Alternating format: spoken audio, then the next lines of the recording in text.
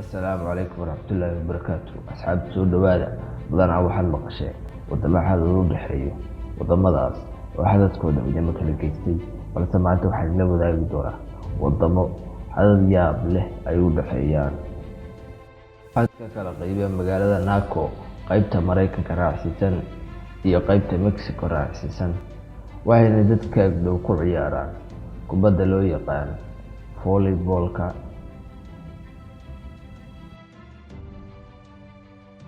Miiska saddexagalka ah ee kala qaybiya Slovakia, Austria iyo Hungary. Jidka dheer ee kala qaybiya labada dal ee kala ah Norway iyo Sweden. Calaamadda kala qaybisa dalka Netherlands iyo Belgium.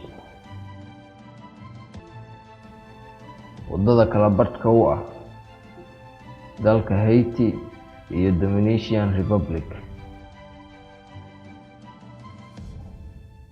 Naqshadda kalluunka u sawiran ee kala xadaysa dalka Poland iyo dalka Ukraine.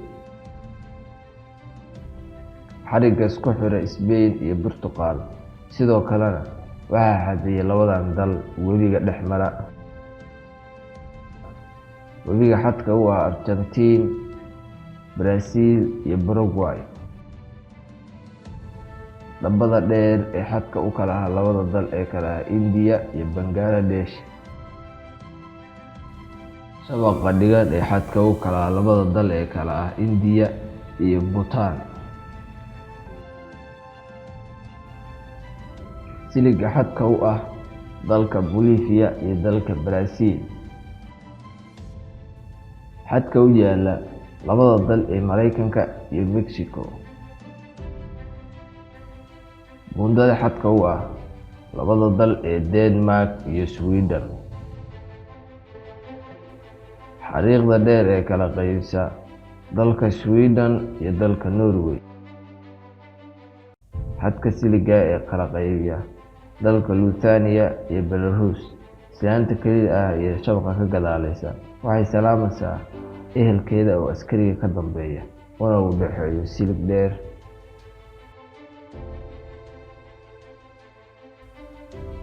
Jidka kala qaybiya Mareykanka iyo Canada.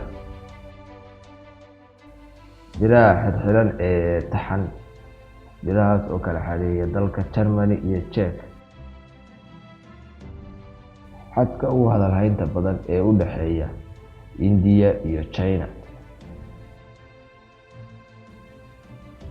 Checkpointiga u dhexeeya dalka India iyo dalyaraha Myanmar. Xadka u dhexeeya dalka Masar iyo Israa'iil. Wassalaamu calaykum waraxmatullaahi wabarakaatuh.